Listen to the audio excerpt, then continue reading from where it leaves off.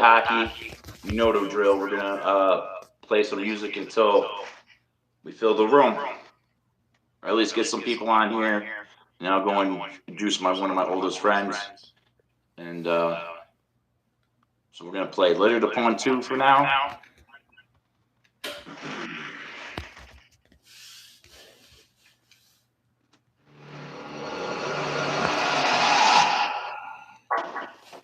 Jboss Entertainment, we lit chat. What up, twin? You know I had to write you another one. Letter to the better part, too. Cause there's always three sides to a story. But there's only one truth. There's three sides to a story. When it's real, you can tell it. The thing about the truth is that you don't gotta sell it. It outweighs any type of lie when you scale it. And you can feel it deep in your soul when you inhale it. What up, twin? Your brother Cuban is back at it again. You know what happens when I go and grab that pad and the pen. I link words together, snatch them and bring out that lyrical assassin on the top into that passionate thing. I've been alright though, living my life, taking it quite slow. Trying to let the Bible guide me through this blinding light show. Full of smoke and mirrors, it's so hard to choose the right road. Hoping that my lyrics reach your spirit through this mic, bro. I know you've been upstairs watching for almost 20 years and seen who really cared after you made a million years. It ain't what it appears, this game is fake and veneers. I wonder when it rains, is it you that's shedding tears? I wrote this letter here to clear the air for all the listeners, discussing all the squads, basically saying that they missing us. It's really tough getting back to what that vision was. I wish it never happened, but it's three sides to a story. When it's real, you can tell it. The thing about the truth is that you don't gotta sell it. It outweighs any type of lie when you scale it. And you can feel it deep in your soul when you inhale it. Three sides to a story. When it's real, you can tell it.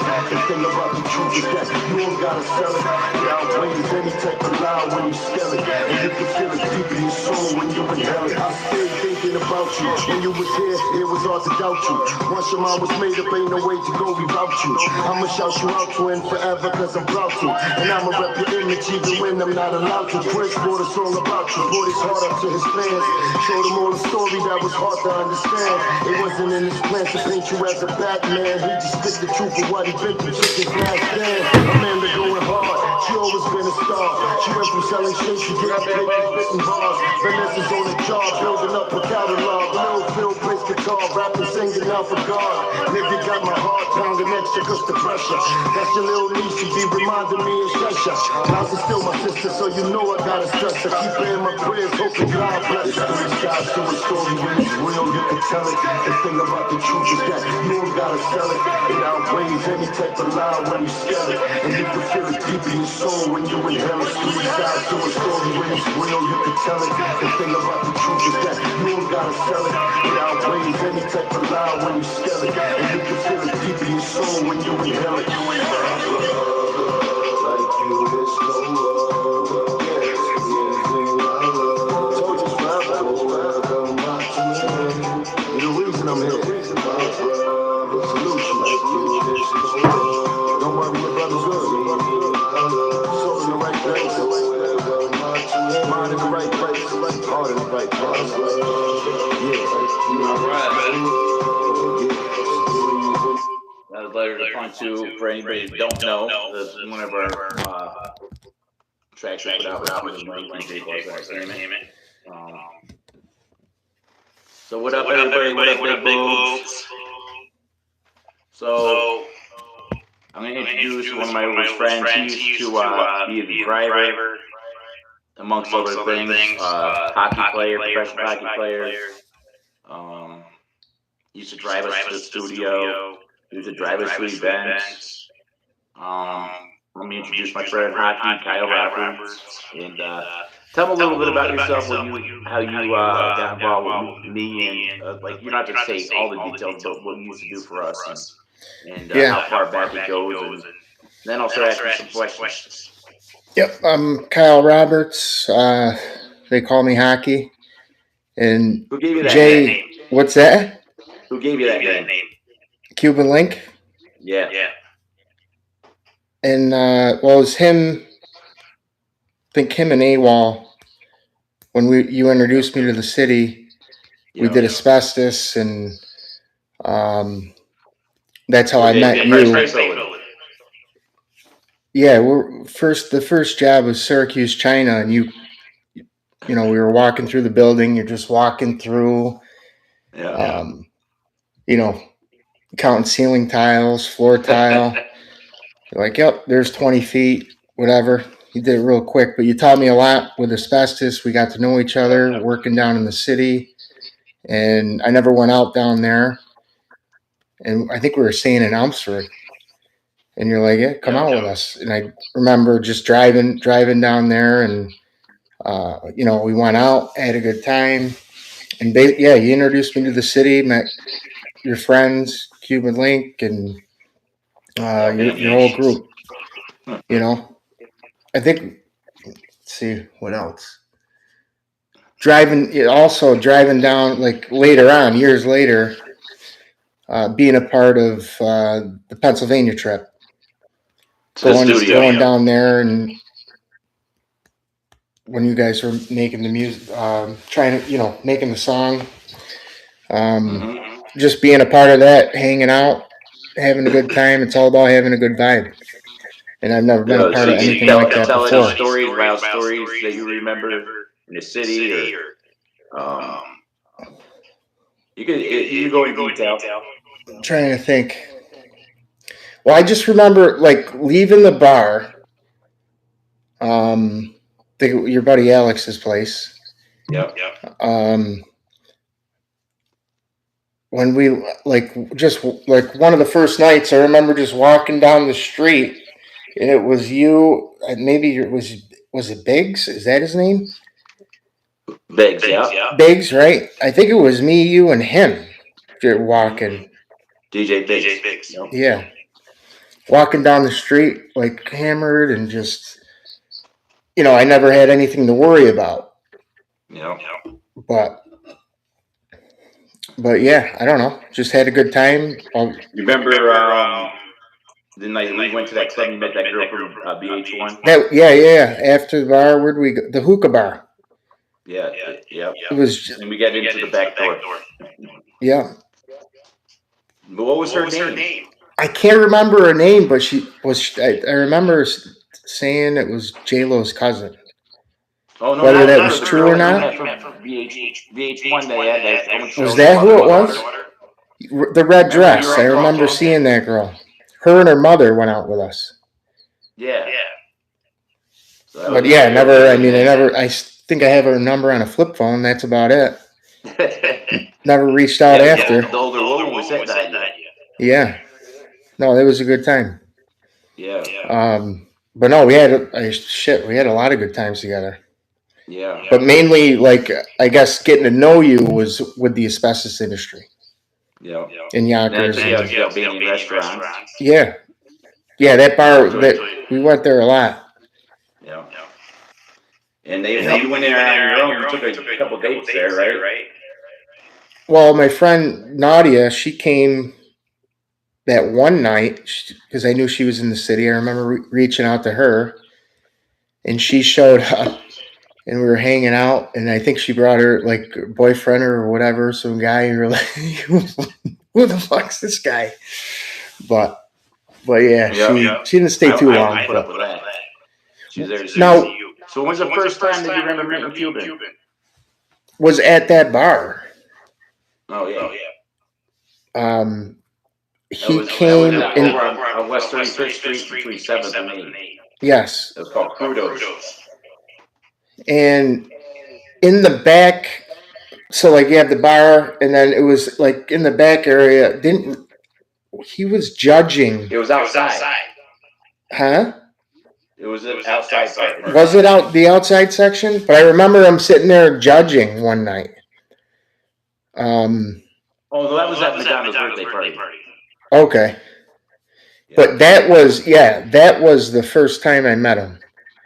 Yeah. And then I remember, you were asking me to drive his car, or you wanted to use my car, and Alex gave me his brand new BMW. Yes, so you didn't need me, which was fine. No.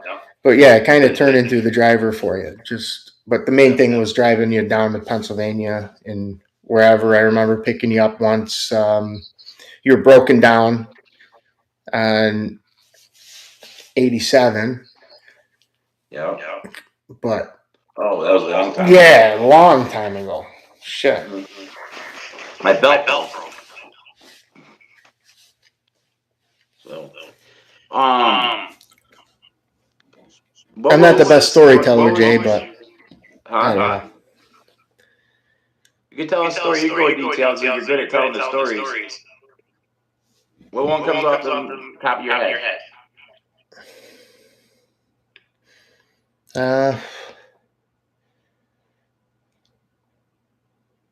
I think having to remember when I had to drive Makeda Yeah. from Pennsylvania. Tell She was there. Brought her home and then brought her. We drove there, and I didn't even realize like who she was. Tell the people really. who Makeda is. Huh? Tell the people who Makeda is. Makeda Marley, Bob Marley's daughter. Yes.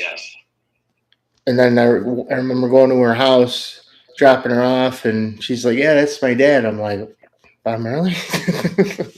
But yeah, that night, I think on the ride, she was talking about Cuban Link the whole time. Yeah. But He was. But yeah, no, I don't know.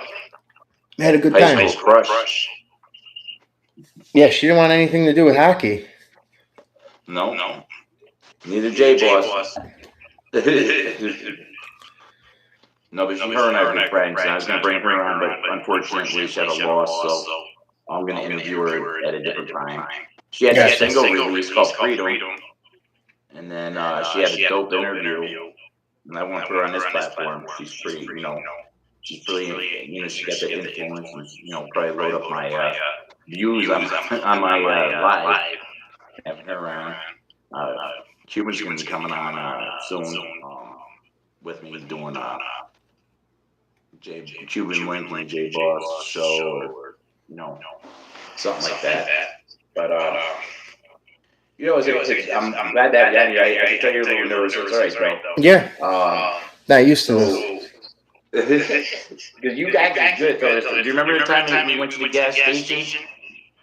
Me and Cuban were talking about like. Oh yeah, I think he was calling me Snow White, Powder or Powder Puff, like whatever name came to his head. Yep. It was. Yeah, you guys are going back and forth. I was telling him about his tight pants, and he said I got shorts that were like what, like those pants that were capris. He said my shorts look like capris. Well, yeah, man, you were with us the whole, throughout the whole time. Always driving, always putting in work. So I figured it'd be dope to put you on. So people know your videos up there. Got a couple thousand views. So tell us about your hockey career, how it started, and where it ended, and what you're doing now for hockey. Well, I grew up in Whitesboro, New York. We won the state championship 2003, so that was my junior year. Then after that, I left and went to the Gunnery, so prep school in Connecticut. I repeated my junior year, played 2 years there, and kind of fell out of love with the game a little bit. I had more fun just kind of hanging out, and hockey was just there, something to do in a way. Right. And ended up going to Oswego, and it was the last year of Romney, and that was 2005, 2006. And then I actually got suspended for the following year. I had 2 incidents drinking, and they suspended me, and I ended up getting a call at the end of the year from my coach, and he let me know what was going on, and I didn't really know what to do.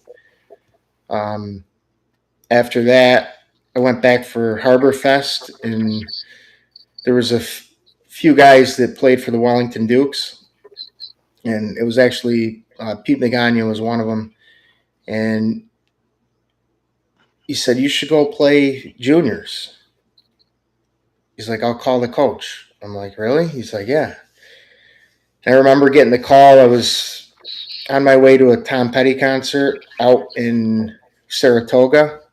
And he's the coach, who was Marty Abrams. He told me to come out whenever I can. And then after that, I ended up playing 1 year junior for the Wellington Dukes and ended up going to Morrisville. So I had lost a year in Oswego. I only played one game.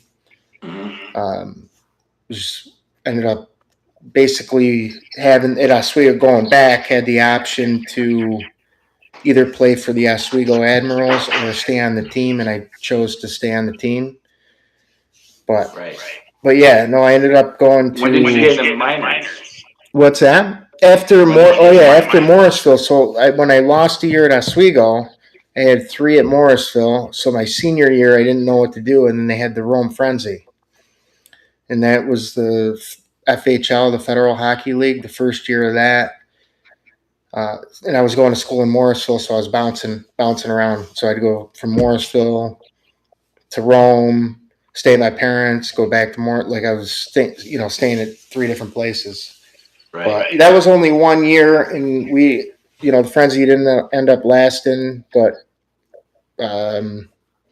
fought a few times only when I had to. I think there was like 5 fights. So you were the fighter. No. We had this other guy.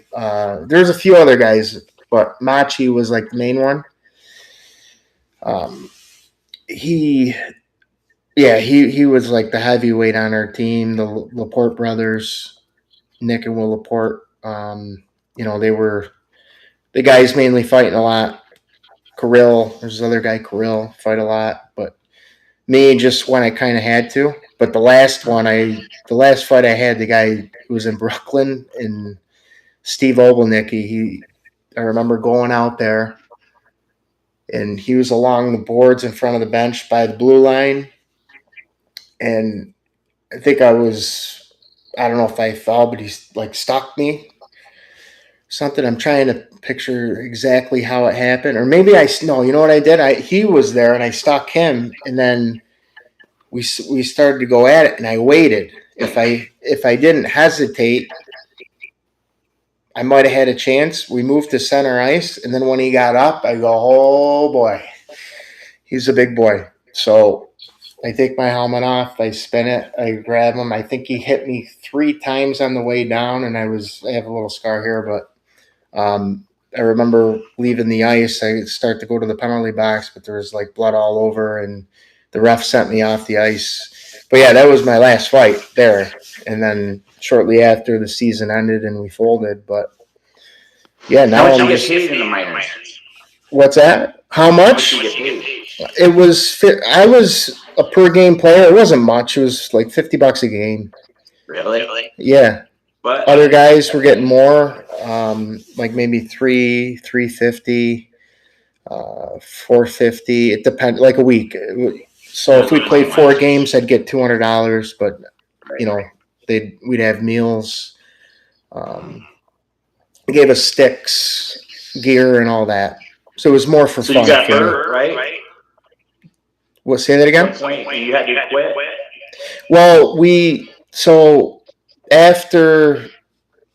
towards the end of the season, we ended up folding because not a lot of people knew about it. We didn't get a whole lot of fans. And there was a draft, and I ended up going to Akwesasne up by Cornwall. It's right in between Messina and Cornwall. There's Akwesasne. Near Canada. Yes. It's like its own little country, basically. But they beat everybody, and they beat you up too. But they drafted me, and I decided not to go because of school. I ended up staying in Morrisville, finishing out school, and looking back, I'm like, man, I kind of wish I played more, but I guess I moved on with my career. But and what are you doing now for hockey? Just pick up men's league at the Nexus Center. Sunday nights, it's over now. Maybe do a few tournaments here or there. think there's one coming up in Rochester. It's the Lake Shore Hockey Tournament. But other than that, just yeah, with hockey, not much. I was coaching New Hartford High School for a few years, and that was hard with work because I do construction now. Just kind of flipping houses, doing a little bit of everything, um, but not really plumbing or electrical. I little light stuff, but I don't really know what I'm doing. Just kind of guess, watch a few YouTube videos if I don't know, or call someone. Right. So, but yeah, Well, it was nice having you on hockey. yeah. I wish I had more to say, but I don't. My mind's a Next little. time. I got to give my head a shake. I feel like Cousin Eddie when you're hitting me with these questions. No, because I know you got a lot more stories, funny stories. Yeah, I do. So I don't know which ones I want to especially tell. LinkedIn, but yeah, call it. I'm calling back down a little bit with No one problem. with an artist I work with. But thank you, Hockey, for coming on. Sounds good. Jboss I'll see out. ya. We'll be back down in about 20, 30 minutes. All right. Take it easy.